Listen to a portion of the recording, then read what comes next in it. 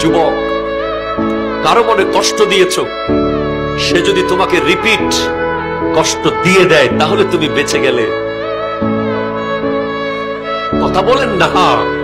কাউকে জুলুম করেছ, থাপ্পড় মেরেছ অন্যায় ভাবে, সে তোমাকে রিপিট থাপ্পড় দিয়েছে, অনেকটা বেঁচে গেছো তুমি। সে তোমাকে রিপিট লাথি মেরেছে, তুমি বেঁচে গেছো। রিপিট গালি দিয়েছে, তুমি বেঁচে গেছো। কিন্তু সে যদি চুপচাপ চলে যায়,